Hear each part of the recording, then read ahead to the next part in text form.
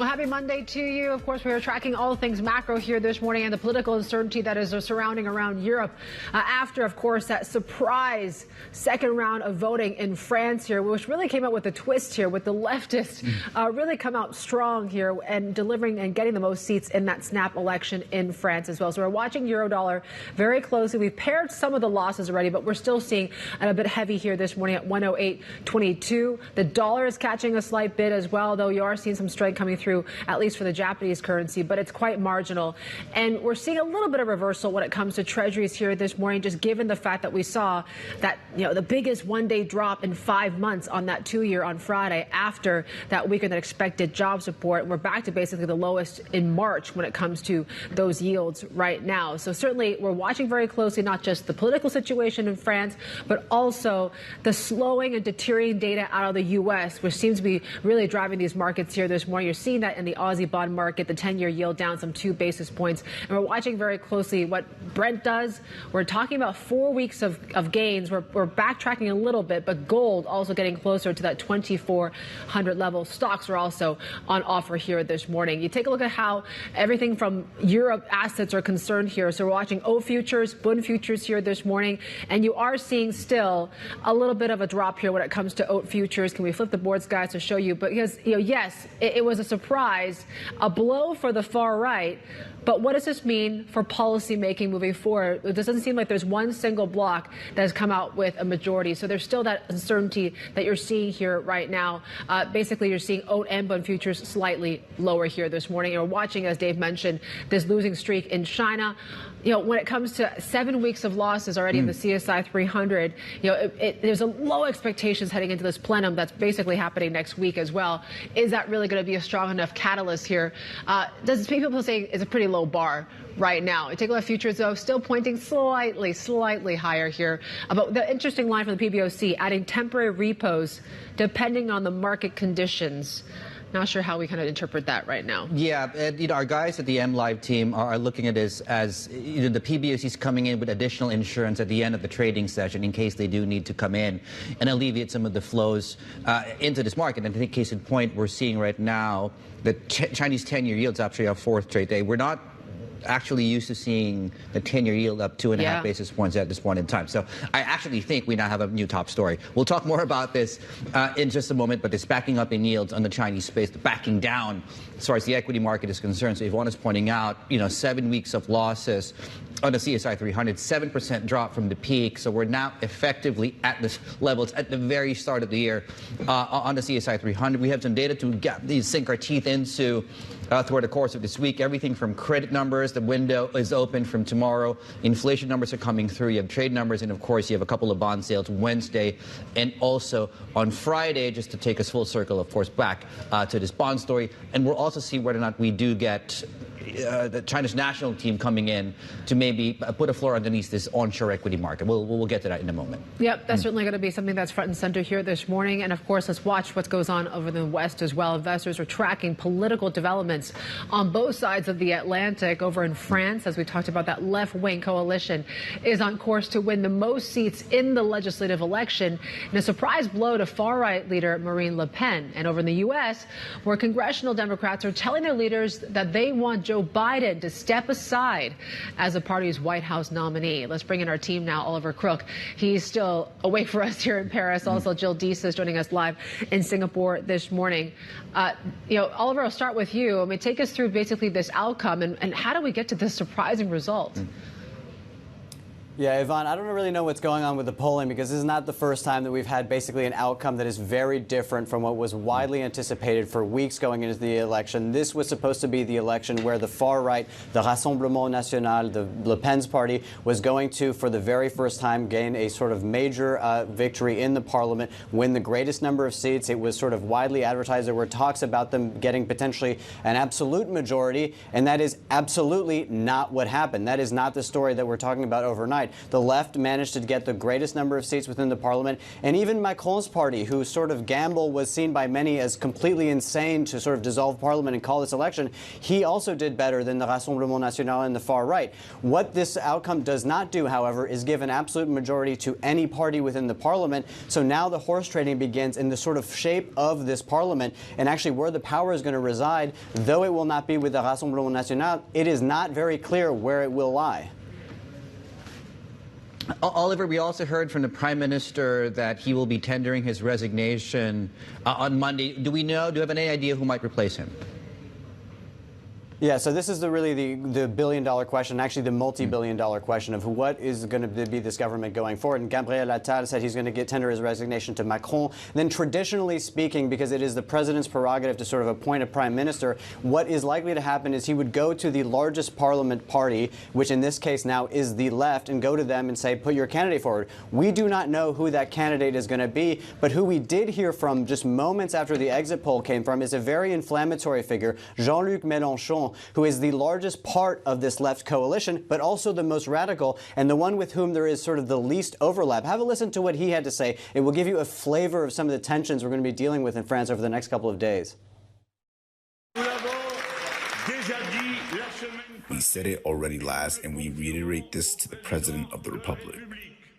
We refuse to enter into negotiations with his party to make wheelings and dealings, especially having fought relentlessly for 7 years against his policies of social abuse and ecological inaction. The votes of the French people have just confirmed this. And so you hear it there from Jean-Luc Mélenchon. He will not do any deals with Emmanuel Macron. They want to institute their program in full. Their program is not the program that investors want to hear. The market is desperate to price Mélenchon out. They cannot do that at this point today. Oliver, thanks for staying up for us. Oliver Crook there joining us in the latest out of Paris. Meanwhile, President Biden remains defiant despite growing pressure to quit the presidential race. Now, he touted his global credentials on Friday, an exclusive interview with ABC News anchor George Stephanopoulos. I'm the guy that put NATO together, the future. No one thought I could expand it. I'm the guy that shut Putin down. No one thought could happen. Who's going to be able to hold NATO together like me? If the Lord Almighty came down and said, Joe, get out of the race, I'll get out of the race. The Lord Almighty's not coming down. Jill Desus joins us now. It's interesting. We were all watching that interview over the weekend, Jill. I mean, do you think that it did anything to ease the concerns among maybe even some Democrats out there that whether the president is still fit to run in this campaign? Well, no, Yvonne, it doesn't really seem to have completely alleviated a lot of those pressures. I mean, what you just saw there was a pretty defiant Biden in a 22-minute interview with ABC News. But, you still have his voice is very weak. There's been a lot of concerns about his presentation, whether he can really carry on a lot of the freewheeling kinds of conversations that you might expect of the sitting president of the United States. So what we've ultimately seen over the past 48 hours or so is actually some mounting pressure within the Democratic Party, particularly from some sitting House Democrats. So there is a private call led by Congressman Hakeem Jeffries on Sunday, where it does seem like there were at least a handful of Democrats within the party that were defecting from Biden. Whether that actually becomes something that spills out onto the public stage, I think we still have to see how that evolves. It does seem like the Democrats that are ultimately choosing to kind of defect from Biden here are ones that are in Democratic strongholds where they don't have a lot of concerns about chances for re-election. What we're ultimately looking for, Yvonne, is what happens, say, on Tuesday when there's a broader meeting within the Democratic caucus where maybe we actually start to see some of that spilling out more into the public stage. Right. Okay. So, I mean, we talked about this last week, Jill. What are the next dates to watch? Because at some point we are moving into a soft deadline here. Yes, David, I think there's a few things that we ultimately want to look out for. First of all, that Tuesday meeting among Democrats that I just mentioned, I think that one is a really key one to watch. We also want to look out just within Washington this week. There's a NATO summit. So you've got Biden actually then returning to that idea of being on the world stage. I mean, he made the argument in his ABC News interview that he's still the best candidate to, sort of project, this importance, this important standing that the president has. So that's what we're looking out for this week. Jill, thank you so much. Jill Dees is our news desk editor, joining us live out of Singapore this Monday morning here.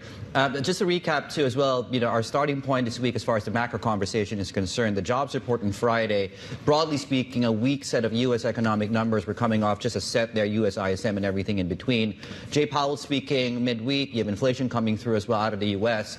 All things equal, the economic surprise index has dropped to the lowest in about 9 years or so. So do we finally get a rate cut out of the Fed before the end of this year? And at what point does this actually become worrisome for risk assets, right? Right now, it's still soft landing scenario is the base case. But are we getting closer to that tipping point where you start to hear those recession sort of concerns ring a little bit louder than we have seen the last basically few months or so? So certainly that's one to watch. Let's get to our guest, Alvin Tan, head of Asia FX strategy at RBC Capital Markets. Alvin, it's always great to have you on the program. I got to start with just, beyond just this U.S. dollar exceptionalism, but what's going on in Europe. Given this political gridlock that it looks like we're going to be in store for in the near term in France, what does this mean for euro and spreads when it comes to own bond futures or just bonds in general? Sorry. Well, I think that the best that can be said, actually, after what's happened in France is that the worst-case scenario for the euro and European bonds has been averted. The market had been anticipating a hung parliament. And this is nonetheless a surprising outcome, but still, it's going to be a hung parliament. So the worst-case scenario for the euro has been averted. And the market was kind of pricing this in. I mean, if you look at, say, euro-dollar or even the German French yield spread, that yield spread tightened, euro-dollar rallied in the last week or so. And so the market was anticipating a hung parliament as we head into the second round of the election. That's what it's getting. Now, this is going to be it will remain an issue for the euro, but it's a longer-term issue, of course. French fiscal position, the climbing debt to GDP ratio, that's just going to linger on, and perhaps even worsen if indeed we do get some sort of a left-wing government, although it does look likely that the NFP's manifesto will not be implemented in full because they did not secure a majority. Alvin, David here, does it keep the dollar up? Yes, we think it will help with dollar resilience. But I think in the FX market, what's important to note, of course, is that the US dollar remains one of the highest yielding G10 currencies out there. And the yield spread between the dollar and euro will remain very wide. We do anticipate that the Fed will start cutting rates, but only in December. Nonetheless, even if the Fed starts cutting, the rate differential with the euro will remain wide, and that will support the US dollar, on top of lingering fiscal concerns about France. And where does that leave euro? I mean, tell us a little about what sort of range you're looking at now, and are we likely to see more downside bias on the currency in the short term? Well, what we have had in the currency market is pretty much a story of dollar resilience. Not necessarily dollar strength, but dollar resilience. So we've had the DXY index essentially in the last couple of months trading at the upper end of its one-year range. Now, we do think euro-dollar is likely to retest the 105 level in the second half of this year, again on the back of the very wide yield advantage that is enjoyed by the dollar. Also, as we head closer to the U.S. election, we do think that the market will bid up the dollar moderately. So all in all, that adds up to a stronger, marginally stronger dollar view in the second half of the year, but still within well-worn ranges that we've been seeing over the past 1 to 2 years. Right, and Alvin, how do you suspect the tone from Fed officials change, if at all, following last week's numbers? We have Jay Powell this week, and as we go into the elections as well.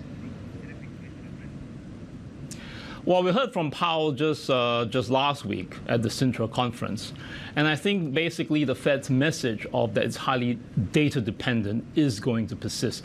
And indeed, the payrolls that we saw on Friday does indicate a softening in the U.S. labor market, but it's a very gradual softening, and more importantly, this week we're going to get the CPI numbers, and the expectation is that both the headline and core CPI will remain above 3% in the United States. And so I think that this is not going to prompt the Fed to start cutting rates anytime soon. So we think that the first Fed cut will only occur in December.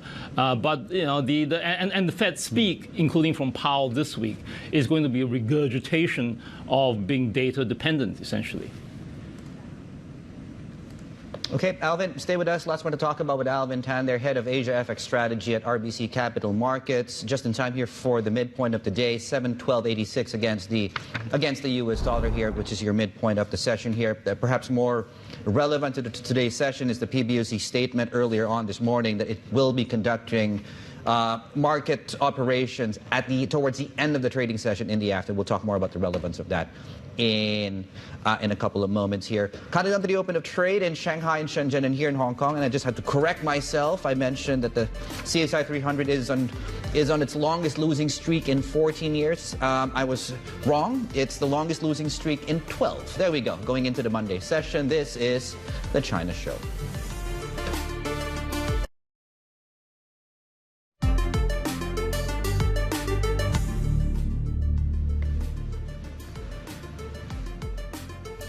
All right, happy Monday and welcome back to the show. It's looking like we are headed for a slightly higher open in the equity markets, although in the bond markets we're down a fourth day on the long end. On the CGB space, the PBOC will be conducting market operations towards the end of the trading session. Is that some form of additional tools in case they need to step in and smoothen these moves? Yeah, let's ask that question to Alvin Tan. He's still with us here, head of Asia FX strategy at RBC Capital Markets. So it looks like, how should the market maybe digest this sort of line from the PBOC? It looks like they're going to be making more frequent appearances when it comes to the secondary markets here right now. Yes, the PBOC definitely looks very concerned about this ongoing rally in China's bond market. So it's decided to step in. It's been actually intervening verbally for a couple of months now, but to no big effect because the bond yields kept falling. So now it's really have to step up and enter the secondary market to try to stop this ongoing rally. That said, the fact is, China's economy remains very lackluster. The recovery is very uneven, and even signs that economic momentum is slowing in the middle of the year. So I think that further monetary easing is in the cards in China, and that's what the PBOC is going up against. This very strong, fundamental downside pressure on Chinese interest rates and Chinese yields. Yeah, it's a similar boat, really, with the BOJ's in, and we'll talk about the BOJ in a moment. But just very quickly, Alvin, what do you think our trading range is going to be here on dollar China moving forward? I think that dollar CNY is going to gradually rise back up to the 734, 735 high that we saw last year. The dollar CNY trend is very clear, and I think that the Chinese authorities have also very grudgingly been allowing this to gradually unfold. And of course, the fact is that China does require further stimulus to support the economy, and that includes monetary stimulus. And FX depreciation is a form of monetary easing. And so dollar CNY uptrend remains in play up until 734, 735 again. All right, if we're talking 735 levels, what's the overall Asia FX strategy then? Are we likely to see more depreciation in some of these Asian currencies? Is that more of a worrisome sort of outlook there, given the renminbi weakness, than maybe this dollar strength and the sensitivity to those yield differentials as well? Yes, the combination of the yield differential, the renminbi weakness, and also, of course, the yen depreciation is very important here, particularly for the Northeast Asian currencies like the Korean won.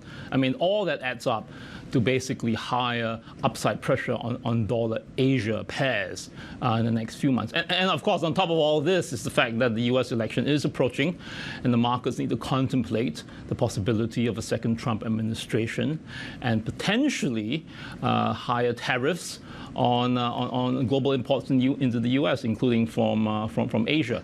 So all that, I think, adds up basically to a picture of higher upside pressure on dollar Asia in the second half of this year. Alvin, given all of that, and given that, if you take on a daily basis, we tend to get drowned out in the noise. But if you take a step back, and someone told you last year the dollar yen would be at 170, dollar China, to your point, might test the highs, the record highs on the offshore rate. Is there a risk of intervention? Broader intervention is what I'm, something akin to a Plaza Accord. If not, what is the biggest risk across global FX markets looking at the next few months then? I don't think there is the chance of a coordinated global intervention on the scale of the Plaza Accords in the next few months, certainly with the political uncertainty regarding the next U.S. administration, right? I mean, again, the election is coming up in November. So that's not going to be under discussion, under serious discussion by the global monetary authorities anytime soon. So I think that indeed there is a definite risk of further upside pressure in dollar Asia. Now, there is a possibility, we haven't seen it so far, but for example, the Korean and the Japanese authorities have talked about the potential of a coordinated intervention. And we haven't seen that yet, but certainly as pressure up on dollar yen, and also dollar Korean won does increase in the next few months as we expect. The risk of something coordinated by various Asian authorities could occur.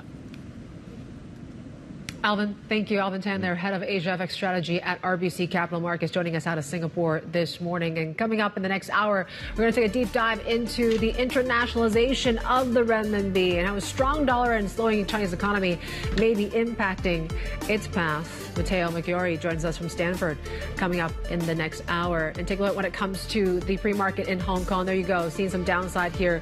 We're seeing now. This is Bloomberg.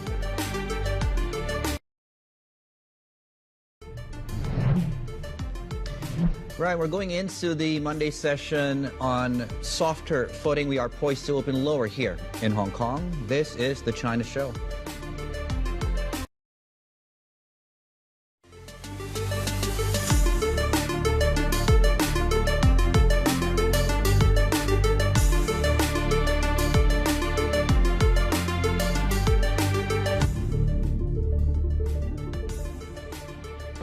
Welcome back. You're watching the China Show. Here's your Monday morning setup for you. And certainly it hasn't been too good when it comes to political uncertainty around Europe, France, as well as in the U.S. as well. Of course, coming off of that weaker than expected jobs report on the U.S. as well. That should be helping risk assets, but you're not quite seeing that here today. In fact, you continue to see when it comes to Bund oat futures here this morning, it's continuing to be in the red, despite, it seems like for now, more pricing towards these September cuts for the Fed seem to be more, I guess, a little bit more solidified than maybe like a few days ago. Yeah, and we should be, and I use the word should, we should be actually going into this week on a softer dollar. But to your point, what's happening in Europe is sort of keeping a floor underneath where you are on the currency space. We were expecting a hung parliament as far as France is concerned. We weren't expecting certainly the changes within the sort of piece of the pie. Now, in China, interestingly enough, it's a big week as far as economic data is concerned, which we'll get to in a moment here. But wow, okay, 0.3 of 1%. So in the early goings, this is a relatively sharp drop we're seeing in the onshore market. And keep in mind, the CSI 300 is already on a 7-week skid, 7% from the top, longest losing streak in about 12 years, weekly on the CSI 300. Specifically also, so on the bond markets, right, we're up again on the 10-year yield. Fourth straight day, we're seeing some pressure coming through in the CGBs, and certainly the PBOC backing up what they said, coming in even further this morning with an announcement they'll be conducting, if necessary, of course, market operations toward the end of the trading session. That's number one. Number two is when you look at the likes of Weizhou Maotai, for example, and change the board, well, we talk about that. The consumer staples, so that's the group that stock belongs to, have actually now hit the lowest in about 4 years, right? So we're still at year-to-date lows in the CSI 300. We're 4-year lows in the CSI 300 consumer staples index. The open in Hong Kong, we were at about 17.7 in the early goings, 17.6 right now, down about 1%. So yeah, okay, it's quite a pronounced move to the downside here as well. A glance at some of the movers bottom of your screen. So in terms of data coming through, you have inflation, you have credit numbers, and trade data is coming through this week. And in between, of course, you have Jay Powell and you had a U.S. inflation print coming through. Right. In terms of movers, you have NEO. The CFO is resigning for effectively July 5th for personal reasons. We're also looking at some of these gold mining stocks on the back of this push higher in gold prices. We're seeing a bit of a pickup there. Copper, by the way, is also picking up a little bit, 4 straight days, I believe, in terms of the copper price. NEO's here bottom of your screens. And, of course, iFlyTech out with earnings guidance.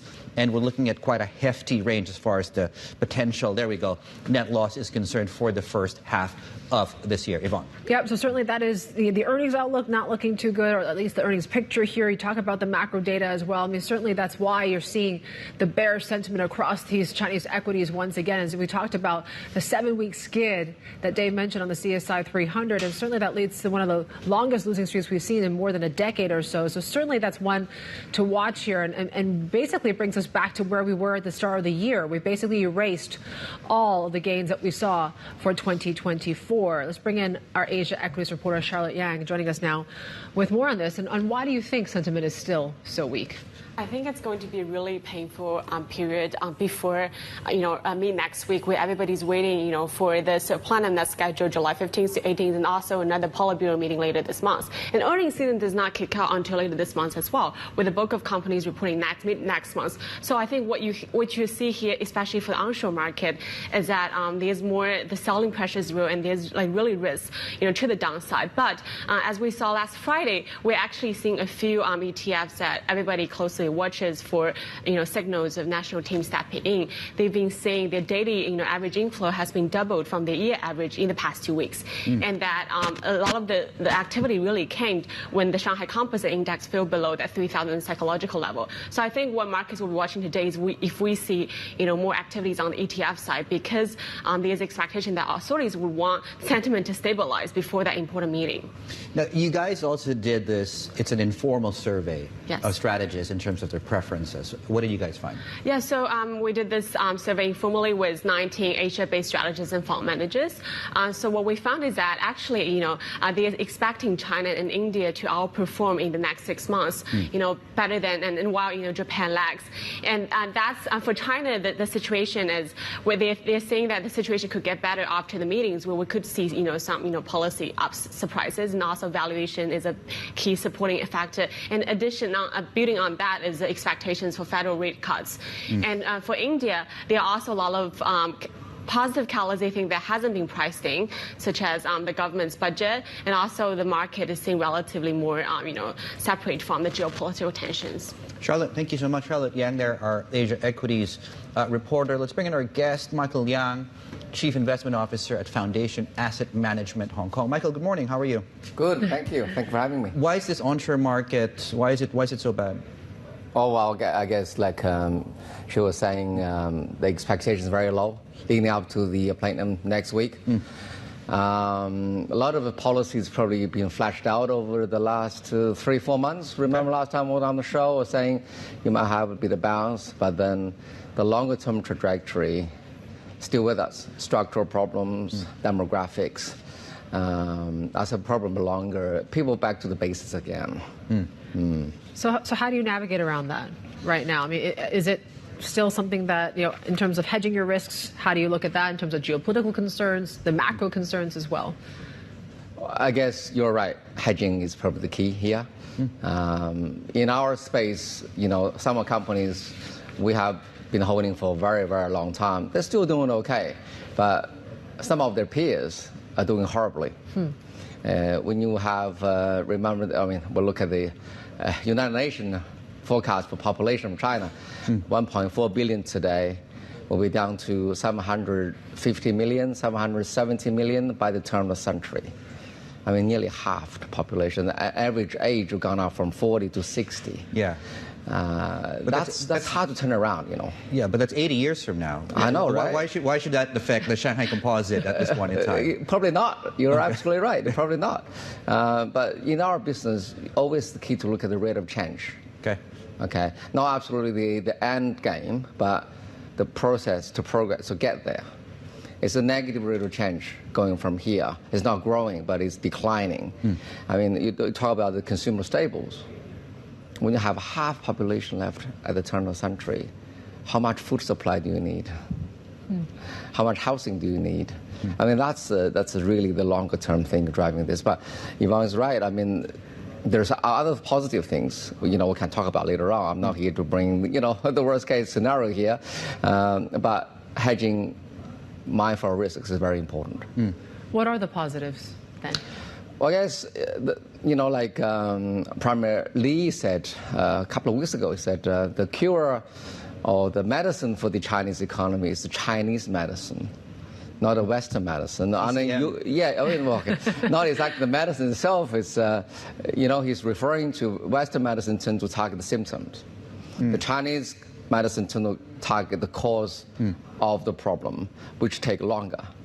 And to turn this around, it will take long time. But in the meantime, you see this is trajectory to get the birth rate up, but I think it's a difficult thing to do. But what if we have increase of productivity, automation, AI? What about, it would be nice to have a robot taxi, right? All the things, given the aging population, declining in population, some of things has to come around to pick up the slack here. The market trading at 10 times earnings, that presents, if you're correct, and if they are able to get the medicine in to treat the cause, this is the opportunity for a lifetime for longer-term investors. Do you agree or disagree? Yes or no, but I think valuation is very key. But valuation itself is probably not good enough. Even within this setup we have today, we tend to look at the free cash flow yield. Okay. For companies generate a lot of, produce earnings or even earnings growth, still not too bad, but getting cash in return and have a lot of free cash flow left. You know the definition of free cash flow is after CapEx, working capital, you have a lot of money left for dividend and share buybacks. And those quality companies, actually not a lot. What sectors are you looking at in particular on those? Oh, yeah, utility is one, easily, right? But apart from that, hardware, consumer cyclicals, some of the names, and communication services, gaming stocks. What about SOEs? Because my mind immediately goes to SOEs when you mention dividend plays and giving back money. There's a program right now to improve returning money to investors. It's a value up program, as they say, with Chinese characteristics, to borrow your phrase. What do you think about SOEs? I think the devil always in details. Paying 1 or 2 year high dividend is not hard, just by borrowing some more. But can you produce a free cash flow, support longer term dividend? Which is usually we use dividend discount models, I mean, that's 10, 20 years looking at. So in the end, back to the basics, is whether the operation, the business is sound, is generating a lot of cash. Okay. And you mentioned about the cash flows and what sectors are actually doing quite well. What's the opposite of that? What is in particular not doing well and not making any money and you're avoiding altogether? There are quite a number of them, like highly leveraged businesses, right?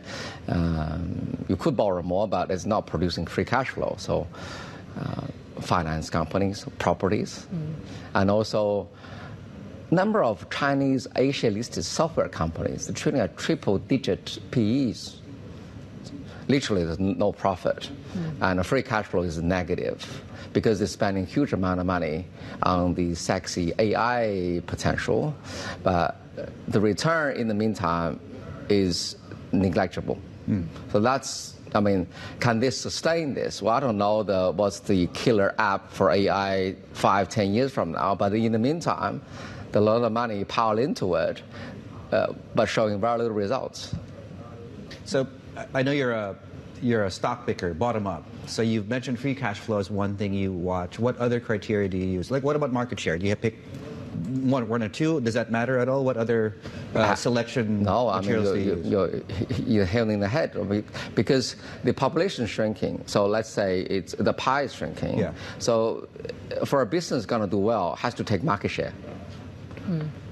Market share is so important. Not only large market share is important, but gaining market share is important, either through brands, consumer awareness, technology advancement, not necessarily through price cuts. That's a different story. Some companies want to grab more market share by discounting prices, in the end leading to lower margins, lower earnings, lower free cash flow. That's not a good recipe. But apart from that, that's why out of 6,000 to 8,000 companies listed across Shenzhen, Shanghai, Hong Kong, ADRs in the US, I think investable space for us is about 10-15% of that. Yeah, well, I was about to ask you, apart from utilities, what other sector gives you those characteristics that, companies are not cutting prices just to remain relevant? Well, like communication services, not all of them, some of them, because the large market share they have is incredible. The consumers are very sticky. Also, like I mentioned, hardware. Technology hardware, not only for Chinese domestic consumption, also for exports. Like it or not, NVIDIA might produce the best chip in the world, but a lot of components are still made around this part of the region, China or Taiwan, mainland China and Taiwan. So there you see a lot of companies leverage to that growth stories. Michael, thank you. Michael Liang there, Chief Investment Officer at Foundation Asset Management, Hong Kong. Of course, you can follow all the day's trading on our Markets Live blog. That is at, of course, on your Bloomberg at MLive Go. You can get a market rundown in one click. There's commentary, analysis from our expert editors. You can find out what's affecting your investments this morning. Plenty more ahead. This is Bloomberg.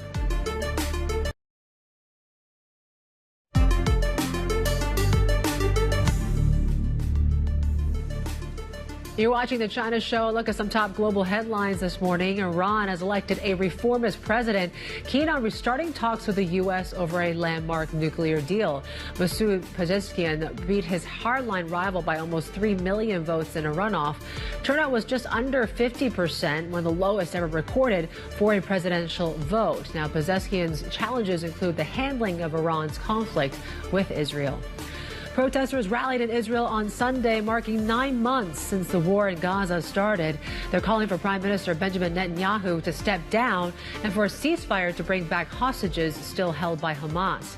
Truce talks advanced last week after reports that Hamas has broadly agreed to a U.S. proposed ceasefire plan.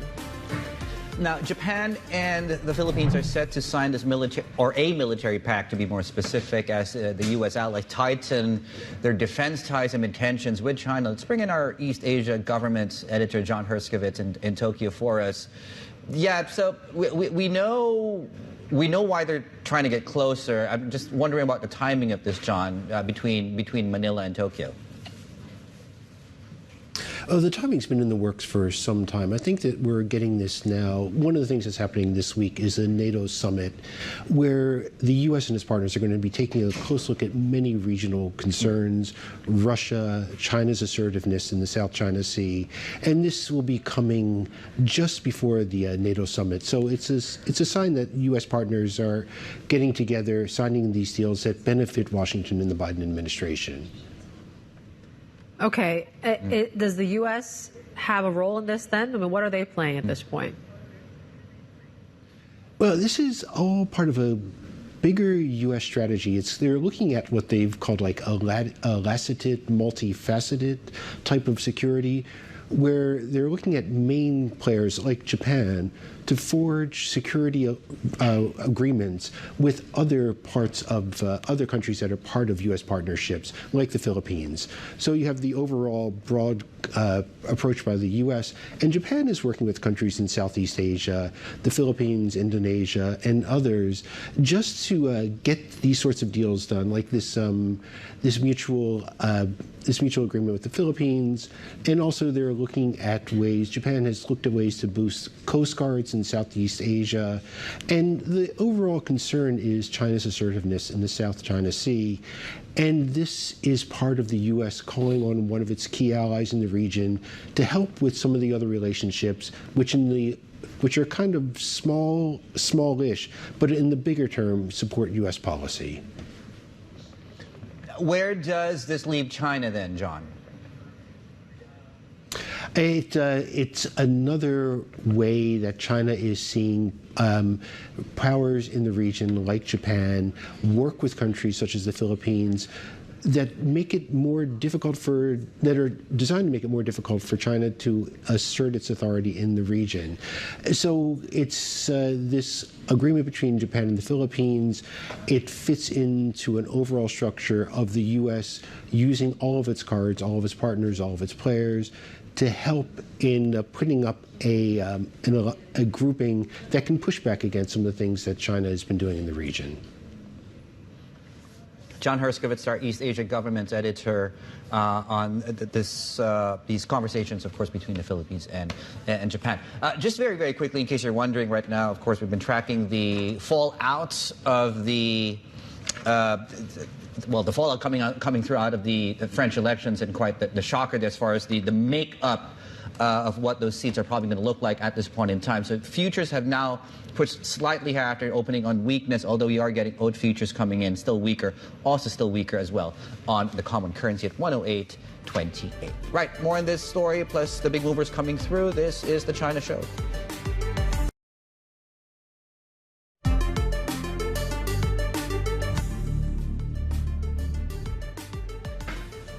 Some top corporate stories we're following for you this morning. Samsung Electronics workers are expected to walk off assembly lines on Monday, beginning a 3-day strike. Now, the largest union at the nation's biggest company expects up to 5,000 people to rally outside Samsung chip plants in Hwaseong, which is south of Seoul.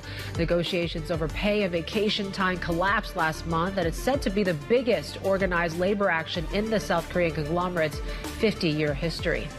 Skydance Media is said to be inching closer to an acquisition of Paramount Global. A source tells Bloomberg that a special committee of Paramount's board has endorsed the merger, with an announcement coming as soon as Monday. Skydance CEO David Ellison is also planning to acquire National Amusements, the holding company of Paramount. And Chinese EV maker BYD will acquire a 20% stake in its Thai official distributor, Rever Automotive. The announcement comes after BYD opened a plant in Thailand's Rayong province, its first in Southeast Asia. Meanwhile, the Turkish president is said to unveil agreement with BYD for a $1 billion plan, boosting the company's presence in Europe amid trade tensions. Yeah, okay, yeah, there we go. Paramount, where shares the Paramount Global on display? I think because there was another story on There was a bit of a crossover there. Yeah, there we go. Just in case you missed the other one, we got you covered with a 1-2 that you didn't see coming. I didn't either.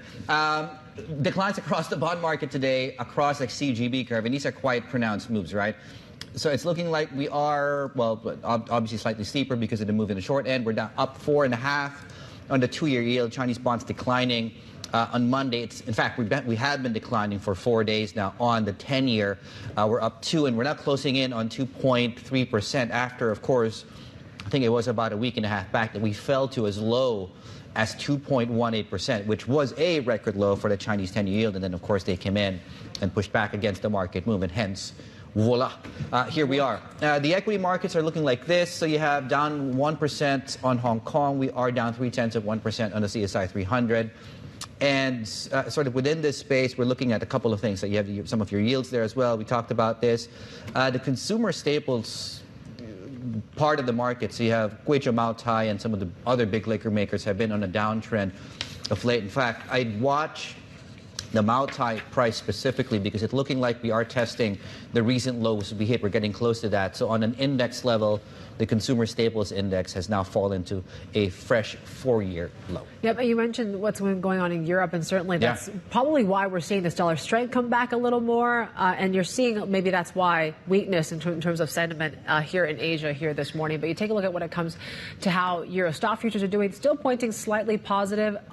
But, you know, really we were thinking about worrying about a far right sort of victory, and now we're talking about a far left sort of situation. So that certainly is something that we have to digest the next few hours or so until we see Europe wake up. But you're starting to see Euro bund futures, oat futures are also slightly seeing some downside here this morning. So likely we'll see what happens to that spread when things open up in the next few hours or so. Yeah, and it's looking like, you know, based on what the futures are doing, it's looking like we'll get a further blowout there. Of course, we have narrowed since the initial market reaction a few weeks ago.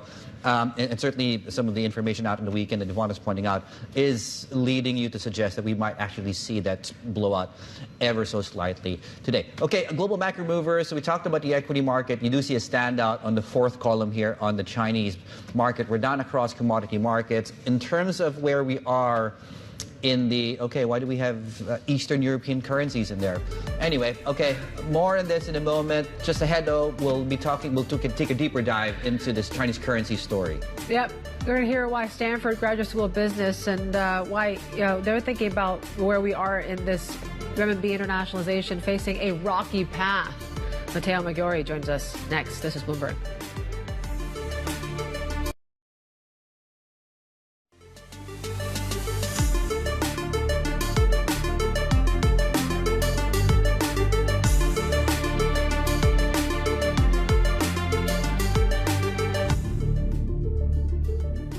Welcome back to the China Show. Here's a look at the CSI 300 a half hour into this session. It looks like we are continuing to extend those losses that we've seen after basically 7 weeks of losses on the A-share market and really erasing all year-to-date gains already. The weaker sentiment, really the fact that people are losing faith leading up to this plenum, which is just about a week away. Interesting enough, we've been talking about the bond market that actually is seeing a rare sell-off today as well, with the PBOC maybe taking more control over rates by adding those temporary repos, Dave. Yeah, something else for traders to watch out for during the session. We'll talk about the implications of that out of Singapore, Mark Cranfield, in a moment there. In the meantime, as we were pointing out, of course, some weakness coming through in the equity market. In terms of the currency, it's mixed, right? So you have dollar China flat. We are slightly on the stronger side against sterling and the euro, but the euro might be a euro story more than it is a China strength story for now.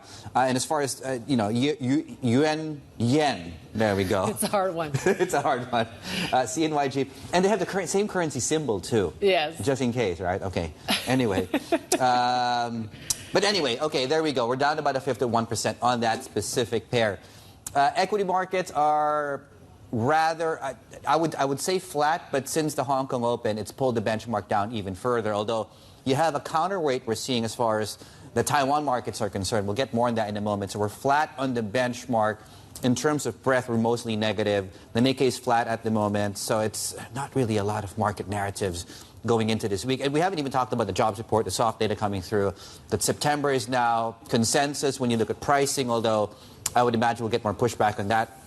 And then apart from that, this story on TSMC, that's the big mover as we speak. Yeah, that's why you're seeing the IX is up some 1%, right? So you're seeing shares up to 3%, record highs, basically, for the stock here right now after that price target was raised at Morgan Stanley. And they're really setting expectations of AI. No surprise there. Semiconductor demand, how sustainable that is, and really higher wafer pricing trend here. So when it comes to that price target, they're saying overweight from 1,080 to now 1,180. So another additional 100 Thai B there for that price target to be raised. Thai B. Thai B. Thai B. Yes. All right. Let's get to what was going on in Europe. Still our top story here this morning. A left-wing coalition is on course to win more seats in France's legislative election in a surprise blow to far-right leader Marine Le Pen, now a leader of one of the parties in the new Popular Front alliance. Now he says the nation's wishes must be respected. A majority has made a different choice for the country. From now on, the will of the people must be strictly respected. From now on, no subterfuge, arrangement, or combination will be acceptable. The lessons of the vote are irrefutable. The defeat of the President of the Republic and his coalition is clearly confirmed. Oliver Crook joins us from Paris here. And really, Oliver, we talked about what led to this outcome. But it's interesting, right, that this anti-orange strategy really worked out for the left coalition here. What comes next now? Yeah, so listen, what comes next is that we expect the Prime Minister to tender his resignation to Macron today. And then Macron, basically what he needs to do is then go to the Parliament and appoint a Prime Minister. And what happens theoretically and generally speaking is you have to go to the biggest party to do that. So the biggest party now is the left, which is a sort of emergency coalition that was kind of thrown together a little bit at the last minute, basically designed to block the far right. And so the far right didn't come in first. It didn't even come in second. It came in third. So the question is, what is going to happen with the power in France? Will he then go to this left and say, you need to appoint a prime minister? We don't really have a clear idea of who they would put forward. And remembering in mind, with this emergency coalition, you have parties that are actually very different in different parts of the political spectrum. I mean, you had Jean-Luc Mélenchon there. He's definitely one of the most outspoken. His party has the greatest number of seats within that left coalition. His is also the most radical of all of these sort of parties. They have a lot of sort of strange ideas about, say, trade arrangements around the world. I mean, if you had a sort of risk of Frexit, leaving the EU, it actually comes more from his party than it comes from the far right. So the question is going to be, particularly for the markets, is how left-weighted is this coalition going to be? And will this coalition even be able to sort of remain together going forward? And just to pick up on that point there, Oliver, in terms of the policy possibilities ahead, does this seem like a scenario where we might get more government spending, a bigger budget deficit, for example?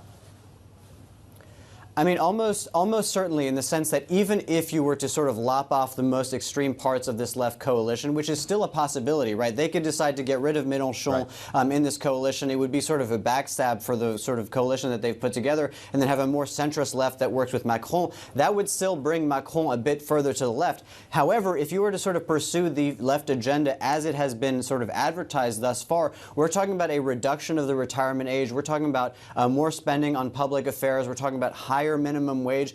All of these things mean a lot of spending. I mean, we had one of the economic institutions here that really crunched the numbers in terms of how much would this actually cost annually. It comes to about $200 billion in additional spending every single year, right? That is absolutely huge, particularly for France, that is already in a sort of tenuous fiscal position. I mean, if the market doesn't like one thing, we know that it does not like excessive spending that is not really paid for, and this is potentially the situation that investors are looking at. Again, this is not a sort of trust-style event. You obviously are in the euro, you have the ECB behind you, but there are a lot of questions for investors waking up this morning. I mean, we have the euro, down a little bit, bond futures down a little bit, nothing extreme, but they definitely need clarity on what is going to happen going forward here in France.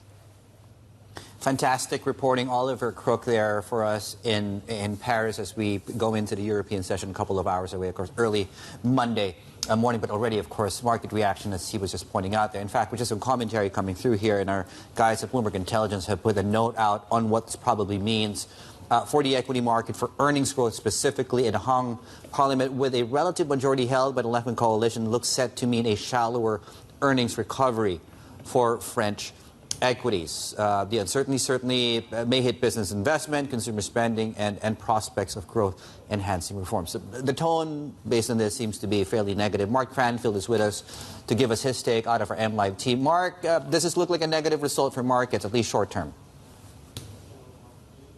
Yeah, I mean, if you're an investor that wakes up later today on a Monday and you look at the European situation, you've got a pretty clear view here on what you need to do. So the thing that will kind of drive the whole sentiment factor as far as France and Europe is the spread between French and German bond yields. So we saw that widen quite substantially when the first round of French voting came through. As we got closer to the second round, that spread started to narrow a bit more, although it didn't reverse everything that we saw before. Now, when investors look at it, it's very asymmetrical. There is almost no incentive for them to buy French bonds in relation to German bonds. It's just a question of how much are they going to underperform. So how bad you think it's going to be, how long is it going to take them to form the coalition? As Oliver was saying there are so many moving parts. That means confusion. Investors don't like confusion, and they deal with it by selling things that they're not sure about. That means that French bonds, especially in relation to the rest of Europe, are in for a period of underperformance. It probably doesn't help French equities too much either. But the clearest signal is on French debt, and that was already under pressure anyway, because recently the European Union reprimanded France for running a deficit which was already way above the European guidelines. It looks as though it's going to get even worse. And Mark, it's interesting because, what we're seeing from the PBOC is them stepping in, talking about these temporary reverse repos, and maybe taking more control of the secondary market. I'm just wondering, is that going to stop people from buying bonds in China?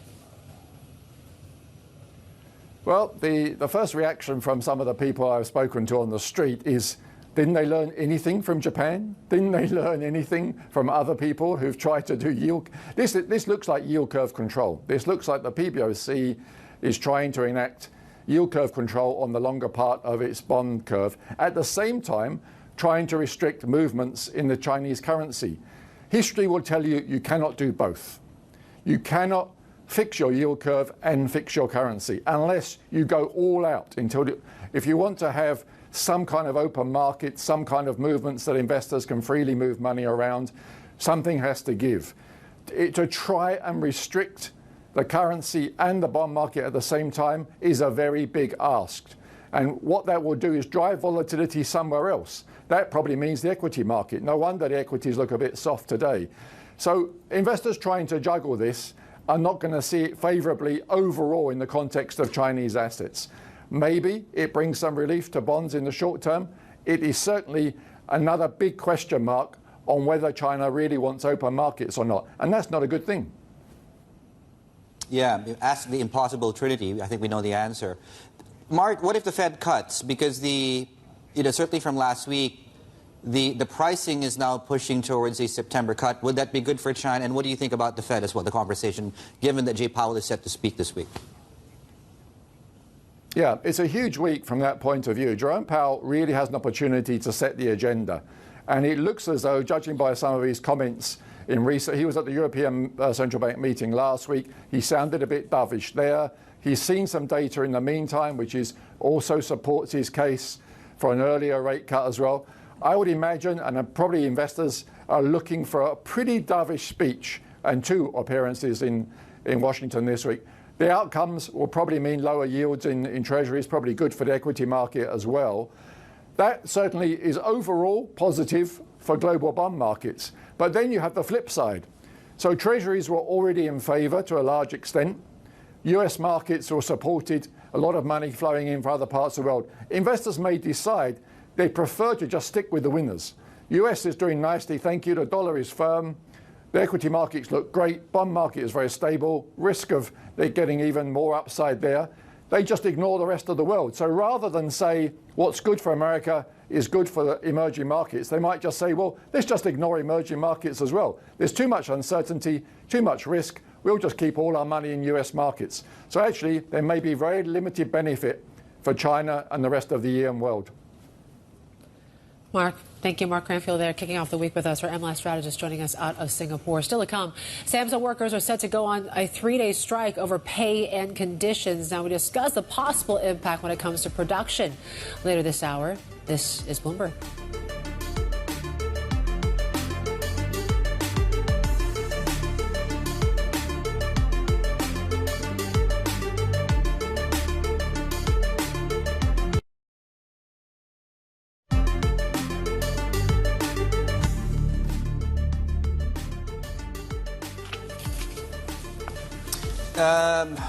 Nothing much to tell you about. We're flat in the currency today, but it's a perfect opportunity to take a massive step back and really get a gauge of where this project of internationalizing the currency is. It's certainly a multi-year story, and really the global use, right, of the renminbi. So according to data from SWIFT, the Chinese currency share of global payments on the network actually rose to, I think it's a record high, 4.7%, give or take.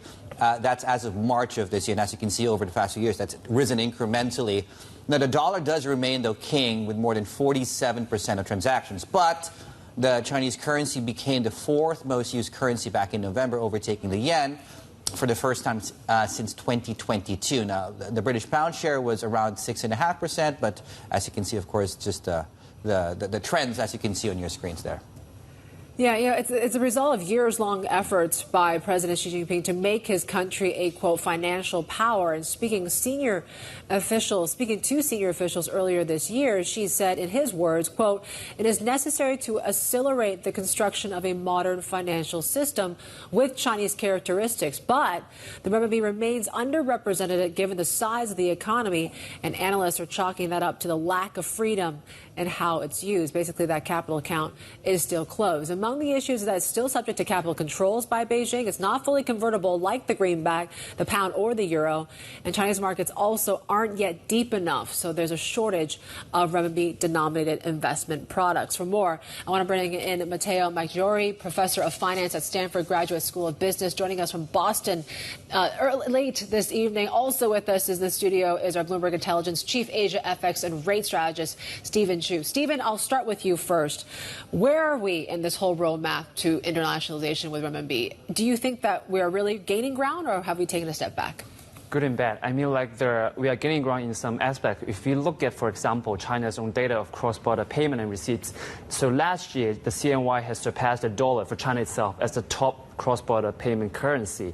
So on that regard, yes, we are gaining ground just because it's China's choice to actually pick their own currency. It's also thanks to Stock Connect with Hong Kong and all that. So it's all great. If you look at the SWIFT data, of course, it's the fourth most used payment currency. In the same report from SWIFT, actually as a trade finance currency, it's the third, just after dollar and euro. So all these are all great. But when we look at other aspects, for example, as reserve holding, it's actually losing ground. So the latest data as of the first quarter, the CNY now only had like just over 2%, and it has become the seventh reserve currency. It used to be fifth, now it has down to seven. So Canada, Australia surpass it. If you look at the bond holding from foreign investors, it's only 3%. It's still low. So we can see a segregation over there. Professor Maggiori, if you could chime in on the same question, where do you think we are on this longer-term project? And, I guess as Stephen was correctly pointing out, let's look at it through the prism of three, as a trade currency, as an investment currency, and as a reserve currency. So, it's an interesting point in the road. China has made massive progress. They liberalized access to the bond market through the Bond Connect back in 2017. They've had inflows, and now they've been experiencing outflows. And the outflows are a mix of weakness in China in terms of the economy, but also higher interest rates in the rest of the world, and most of all, geopolitics. For U.S. investors particularly, it's a tense moment to invest onshore in China. So, when these periods come around, they test the resolve of the market to keep up the reforms, don't lock the gates on foreign investors, and hopefully as the geopolitics works itself out, the inflows will come back in. So, if you want to establish your reputation as a currency that has an international role, you have to withstand these market pressures and you have to keep up the reforms. Payments, we mentioned payments and trade, those are two very interesting aspects, particularly for China, because if they establish the currency more as a trading vehicle and for making payments, they create a payment system that might withstand influence from the US. They've seen what has happened to Russia, what has happened to other countries that have been pressured through financial sanctions.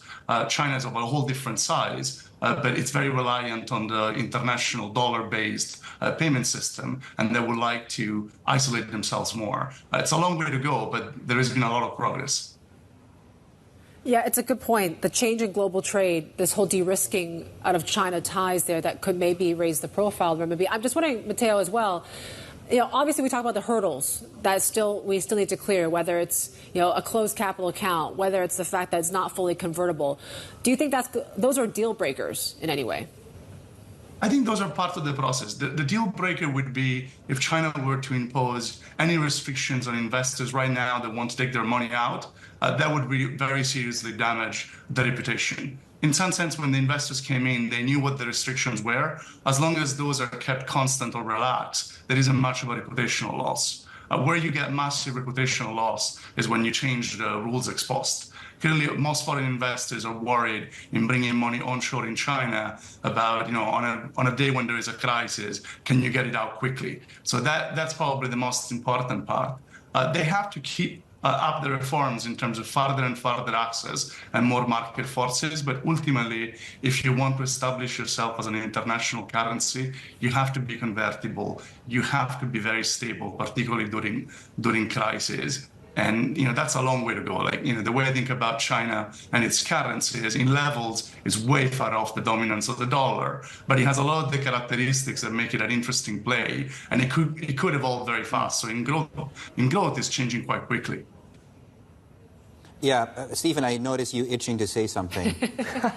Thank you, David. Yeah, I actually have a very interesting thought. So market reform, of course, it's very important, but it's not the deal breaker for China. Because if you look at Japan, if you look at the sterling, now they're only having 4 to 5% of reserve currency share, even though they are a very developed market, open up free-flowing currency. So it's not a deal breaker.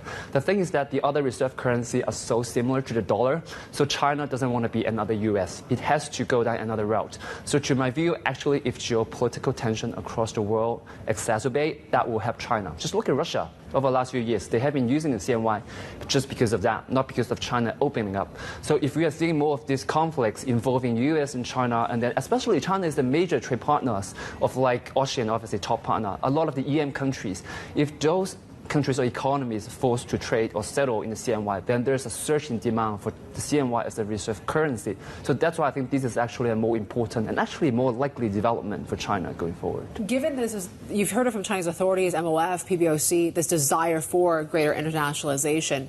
Can we assume then that dollar China can remain stable for the next 6 to 9 months? To be honest, it doesn't really tie to exchange rate, because quite interesting is last year, obviously, dollar was so strong, the CNY has weakened. Yeah. But in terms of globalization, if you look at the metrics that we have just talked about, it has risen, it has improved. So that tells you that we don't need an appreciation to back a globalization. But of course, sometimes it goes hand to hand. But for now, stability is most important. We are heading toward the third plenum, especially I think the PBOC wants the Fed to cut. If that happens against a weak dollar backdrop, that will help the currency. So for now, stability is key, but it doesn't mean that it's essential for globalization. Professor, to bring you in on that point, your advice to policymakers, if they want to further the use of their currency, what would be the things that they need to keep in mind and just push forward as priorities these next few years? I think number one is safety. So a reserve currency is an asset that you hold because in a crisis it holds up its value and you can liquidate it. So safety and liquidity are paramount.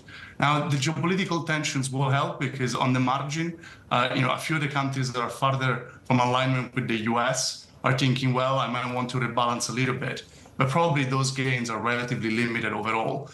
So it's very difficult for a government to make promises such as those that the US Treasury makes. You can park a lot of money in the treasuries. There is almost no risk of default. You can take it out when you want. Now, they have imposed sanctions, but those are extremely limited and narrow in scope on a few countries. So I think for China, it's very important to keep up sort of the reforms, make the market safe, make it liquid, and withstand the capital outflows that will happen. Every country that has gone through this process has had to withstand major crises where the foreigners get scared, pull the money out fast. It creates domestic problems. But in some sense, you have to let them do it. That's part of the function of a market like this. And it doesn't seem like anything that can really do anything to change the dollar's outlook in some ways, right? Do you see anything in the next few years, Matteo, that could actually displace the dollar as the world's top reserve currency? Probably not in the next few years, but over the long run, things do change. These type of changes happen extremely rarely through history, but when they happen, they can happen relatively fast. I think for the US, the major question is more domestic. It's domestic politics, the fiscal situation. I think China is a far distant competitor in terms of finance. I think for the US, we're going to see major hiccups are probably going to be largely self-inflicted from the domestic situation. The one exception I would mention is the US has been trying on the payment side to really limit alternatives because they use the payment system and the settlement system very heavily for sanctions. And that's where I suspect we're going to see more of the geopolitics play, particularly coming from China and from trade. I think China will settle much more of its foreign transactions using its own systems in the next few years. Matteo, great to have you. Thank you. Matteo Maggiori there, professor of finance at Stanford Graduate School of Business. Also, our thanks to our very own Stephen Chiu from Bloomberg Intelligence. We got plenty more ahead. This is Bloomberg.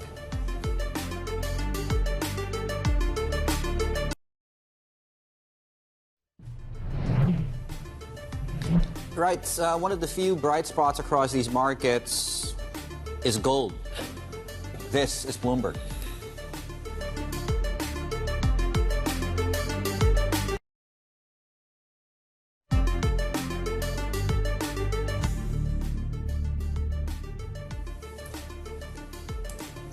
$11:29 a.m. in Tokyo. Japanese markets are heading to that lunch break, and you take a look at, it looks very blue out there, but really it must just not be I don't know, needs to be filtered or something. But you take a look at how markets are doing. At least you're seeing the Nikkei outperform at least most of these markets here in terms of equities.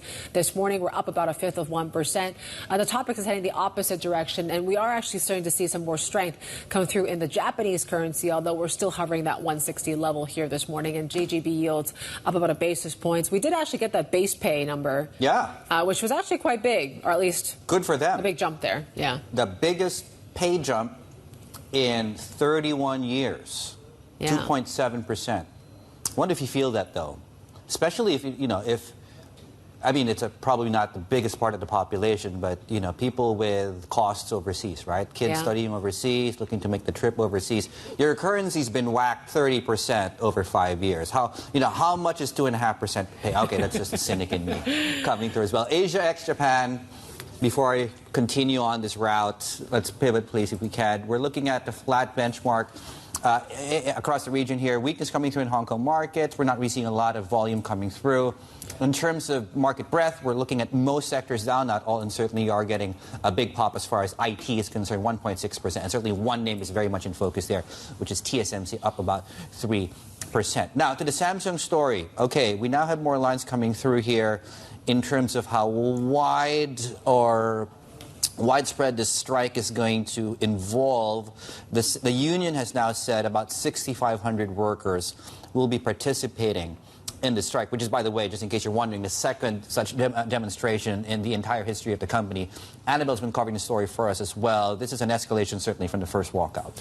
Yeah, well, putting it in context, because we had the first one-day strike, which was, as you say, the first strike ever we've seen for Samsung, taking place in early June. This one is a 3-day strike, Monday, Tuesday, Wednesday of this week. And as you said, we're just getting those figures now from the Samsung union. So that's the largest union at Samsung, saying that more than 6,500 people are participating in this, when they had actually been expecting around 5,000 people to join the rally as well. So it is more than what they were tipping. They do count around 30,000 workers in their membership.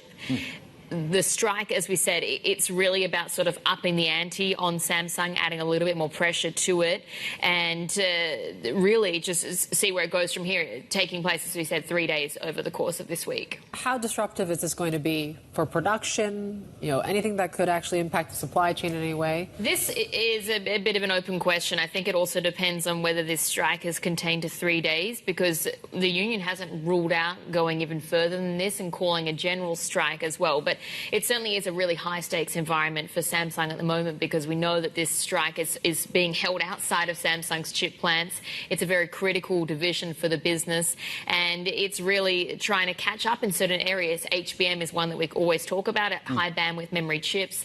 Samsung is behind here, SK Hynix. They've had also organizational change because they've got a new head of the chips division. But again, probably a little bit too early to see at this point, but certainly some analysts are looking at the possibility. Yeah, at least the union is now saying it's going to be affecting chip production as well. What is, for someone that's just learning about this now, what do the workers want, and how is Samsung looking to appease the workers? Well, it really relates back to bonus payments. That's one of the key issues here at stake. And we've spoken about this previously, just how bonuses are calculated in quite a complex way at Samsung. So it's about taking the cost of capital, deducting that from the operating profit, adjusting it for taxes on a cash basis. That's not really the norm for a lot of tech companies. They have a much more streamlined process where they just use operating profit. So the union wants more transparency around that. Bonuses are particularly important because they make up a lot of pay. They're a big part of the pay packet for these workers. And last year, for instance, in the chips division, because that unit lost money, the workers didn't actually get any additional compensation. Samsung is obviously aware of this and they're trying to make some sort of amends around it. Last week, there was some reporting coming through from Yonhap, so local media in Seoul, saying that they would be looking to pay a maximum of 75% of monthly basic salary for some workers within the chips division, but not for all of them, depending which part of the chips division you're working in on. But even 75% of a monthly take-home pay as a bonus actually falls short of where they've been in previous years. So it doesn't seem like it's enough to appease workers for now. And, this is a company that reported its prelim earnings last week. And, we were having a talk here about what the next catalyst would be for the stock. And you mentioned HBM chips, and maybe that NVIDIA could be tapping Samsung next to broaden out at least their supply base for that. Yeah. They're certainly looking for NVIDIA to be one of its key customers for HBM chips. But as we said, it's really an area where Samsung, even though it's so much bigger than SK Hynix, is falling super short here. And so they're trying to catch up. And you see that distance really reflected in the share price gains this year, because even though Samsung is higher, it's well below the gains that we see for SK Hynix. But yes, as we said, the Samsung Union now saying that this strike or this demonstration is going to affect chip production. It's obviously one of the key areas to be tracking. Belle, thank you. Annabelle Jewelers there joining us with the latest when it comes to Samsung. Let's bring in look at more analysis on this as well with our Bloomberg Intelligence Asia Pacific technology analyst Masahiro Wakasugi joining us for more. And Masa, that's what the union wants. Their goal is to disrupt production. Do you see it that way? What's the potential impact of this strike? Yes, at this point, we think that the production disruption will not be likely.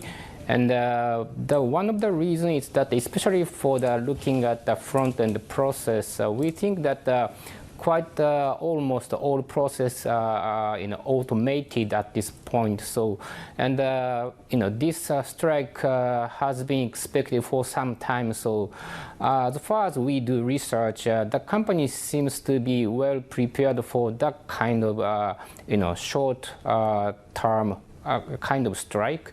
So I don't think that there will be the major disruption for their core semiconductor production in the near term.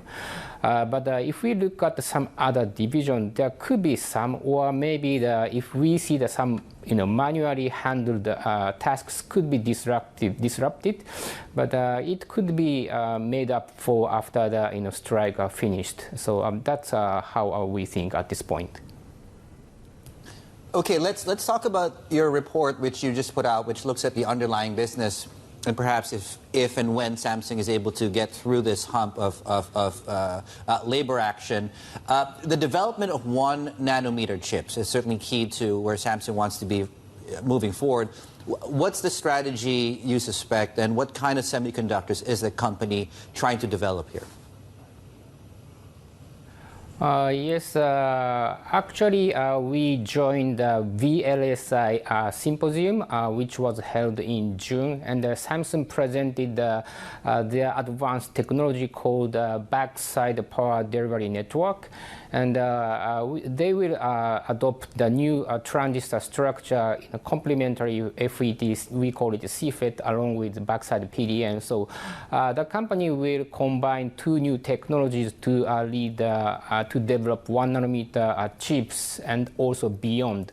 So the important point is that Samsung could have some method to develop the very, very advanced semiconductors, maybe looking at 2028, 9, or even 30. So I think that actually they adopted gate-all-around transistor structure ahead of Samsung, ahead of TSMC. And of course, Samsung may be a little bit struggling with production yield, but as a technology leader, Samsung could be at least compete with some other peers, including Intel or TSMC going forward. Are there other new technologies then, Masa, which Samsung is developing for these 1 nanometer semiconductors? Yes, we just briefly touched on the new transistor structure. We call it the CFET, CFET. That's that will be introduced after current gate-all-around transistor technology, and Samsung was a little bit ahead of competition in terms of gate-all-around. So it may be possible for Samsung to adopt the CFET technology after gate-all-around technology, and maybe TSMC will be introducing gate-all-around technology for 2nm chips, but Samsung introduced it for their 3nm chips. So I think that Samsung will have some time to improve their production yield going forward. So that's Samsung's strategy, we think. And what are the potential hurdles or challenges that Samsung will need to get over in order to achieve, most of these strategic objectives longer term? Yes, it may be well known that Samsung is a little bit struggling with low production yield at this point, even for the 3nm technology chips. So if we look at the revenue size, comparing Samsung and the TSMC, TSMC has a very, very high revenue at this point, and Samsung has not acquired as many clients as it should have. So I think that the production yield should be the one big issue for Samsung Electronics, especially for the when they do some high volume production phase. So that's Samsung's maybe one of the hurdles going forward. Thank you so much, Masahiro Wakasugi. There are Asia Pacific tech analysts joining us out of Tokyo. They're really outlining the latest reports there on Samsung. Just very quickly, about an hour into the cash market session, and we're not on solid footing here. On the Hang Seng Index, we're now hitting session lows thereabouts. We're down 1.5%, and in terms of market breadth, 70 out of the 80-plus stocks are seeing some downside today, so that's really leading the declines in this specific benchmark. Yep, and still ahead, we're talking more about India's Prime Minister Narendra Modi heading to Russia as Moscow deepens its ties with New Delhi's rival China. We discuss the implications next. This is Bloomberg.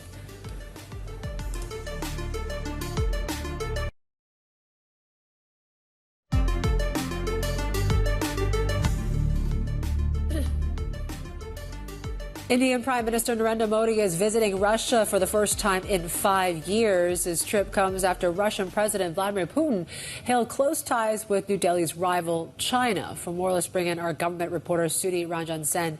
He joins us from New Delhi this morning. Sudi, just tell us how significant is this visit? Well, it's a very, very significant visit because traditionally India, and more so this Prime Minister, has used, the bilateral visits and the first bilateral visit after they have come into office to signal closeness in relationship. And traditionally we have seen that Prime Ministers have gone to the neighboring countries following India's neighborhood first policy. So a Prime Minister would either go to a Bangladesh, Nepal or a Sri Lanka just to signal that the ties are very important, ties are very significant, and that is why they're coming. In this case, we are seeing, and rather unexpectedly for many in New Delhi as well, as it is outside, that the Prime Minister has decided to go to Russia. This comes after we saw Prime Minister Narendra Modi kind of, indicating that he wanted to stay away from Putin and Russia after the war in Ukraine started. We saw the annual summits, which has been on for the last 2 decades, not being held for the last 2 years. But this time, he's going off to Russia, the first bilateral visit, and therefore trying to signal that India-Russia ties are significant. India-Russia remains close allies. And this comes at a time when NATO itself is meeting, and entire Europe and United States are trying to figure out ways to punish Vladimir Putin for his war in Ukraine. Sudi, and you alluded to this earlier. I mean, Vladimir Putin has met with Chinese President Xi Jinping, I believe, twice in the last 2 months. And, that conversation, best in history, I believe, is how they were describing that relationship. And, how does that color now this trip that's coming up, against the backdrop of this, for one, this border dispute between China and India? Does this push or incentivize India to strengthen its ties with Russia, or is that a completely separate conversation we should be having? No, that's a very important point. The India-China border dispute, which is spilled over to the economic ties, relations between India and China are perhaps at one of the worst possible levels that we have seen in the last decades. The reason why China and the growing friendship between Russia and China is important is because while China and India are facing off at the border, the Indian military is heavily dependent on Russian hardware. And although, purchase of Russian hardware has dropped, according to international global, think tanks that keep tracking weapons flows and weapons trade, it has dropped. But nonetheless, Russia still is the largest weapon supplier for India. And not only new weapon suppliers, but the Indian military is very dependent on spares from Russia to be, prepared for war or prepared for any kind of hostilities. So that is where, broadly what we can understand from on the ground is why this, this visit comes. It is to shore up the relationship with Russia so that the Indian military, in case there is a need, has its supply routes and chains intact. So how do you think the West then, the U.S. and Europe, how can they interpret, or how should they interpret this visit, Sudhi? Well, I mean, just before the visit, we did have a briefing by India's foreign secretary, the top diplomat, and the message that came out of those briefings and those interactions that we had is that the West should not take this as any kind, as the visit being connected to the NATO summit. One. Two, India, and what we were told here in New Delhi is that over the past few years, when these, these bilateral or annual summits between India and Russia have not been held, a lot of bilateral agenda seems to have piled up, and that needs urgent attention. Mind you, the India-Russia relationship, unlike or like many other India relationship, is top-driven. So unless and until there is a meeting of the two leaders, the sense in New Delhi is that the relationship is, while being strong, it was slowing down. So that is what the Prime Minister will try to do, try to give it the additional push, in his meetings with Vladimir Putin. Sudhi, thank you so much. Sudhi Ranjan Sen there in Delhi for us, our government reporter on today's strip, of course, over in Russia. Right, okay, just some fairly important breaking news. This is out of the Philippines right now. So just keep in mind, like last week, the inflation print that came through month on month with, I think, zero, so way below expectations, strengthened the peso. The central bank governor has just floated the idea that a rate cut is possible at the August meeting, which, if I'm not mistaken, takes place in about I think it's August 15, so just over a month from now. I guess, look at the data points between now and then. Certainly, I do think we still have another inflation report coming out, among other things as well, plus, of course, a conversation around the Fed. But it's looking like they are ready to move if they do need to do that. Yep. Yeah. So maybe that's one thing. Another thing we're watching out of the Philippines as well, a story that we were covering just earlier about Philippines and Japan. So these two nations signing a reciprocal access agreement here. This is on the back of this meeting that we heard between the two countries. They're set to sign as well, as we talked about, this mutual military visit here as well. You start to see these U.S. allies really start to at least tighten their defense ties amid tensions with China as well. So we're getting a little bit more official confirmation on what that agreement is. We'll get you the details once we get a little bit more. Here's a look at other top global headlines as well. Protesters rallied in Israel on Sunday, marking 9 months since the war in Gaza started. And they're calling for Prime Minister Benjamin Netanyahu to step down and for a ceasefire to bring back hostages still held by Hamas. Truce talks advanced last week after reports that Hamas has broadly agreed to a U.S. proposed ceasefire plan. Iran has elected a reformist president keen on restarting talks with the U.S. over a landmark nuclear deal. Masoud Pezeshkian beat his hardline rival by almost 3 million votes in a runoff. Turnout was just under 50%, though, on the lowest ever recorded for a presidential vote. Tokyo Governor Yuriko Koike has declared victory in her re-election campaign and securing a third term in office. Now, one of her key focuses will be the need to improve child care support as Japan's fertility rate hits a record low. Bloomberg's Yuan looks at how Japan's businesses are shifting strategies to meet the nation's demographic challenges. Oji Holdings is in the diaper business, but probably not the type of diapers you're thinking of. The market for baby diapers in Japan is becoming smaller and smaller because the population is decreasing. The fact that the market is getting smaller means that someone will have to exit the market sooner or later, considering profitability. A declining birth rate and an aging population have led Oji Holdings to focus on diapers for the elderly. About 1 in 10 Japanese are now over 80 years old. And the number of children has dropped for a 43rd consecutive year, while the ratio to Japan's total population is at an all-time low. The Tokyo government is now trying to help reverse this trend by providing egg freezing subsidies for women and even launching a dating app. Tokyo is providing seamless support at all stages, from starting a relationship to marriage, pregnancy, childbirth, and the healthy growth of children. An aging population is not just a Japanese problem. South Korea has the lowest birth rate in the world, while China's population has declined for a second straight year. How Japanese businesses and government deal with chronic labor shortages and ballooning medical and social security costs will be closely watched as other economies battle their own demographic woes. Yuan, Bloomberg, Tokyo. Okay, there is plenty more ahead here on The China Show.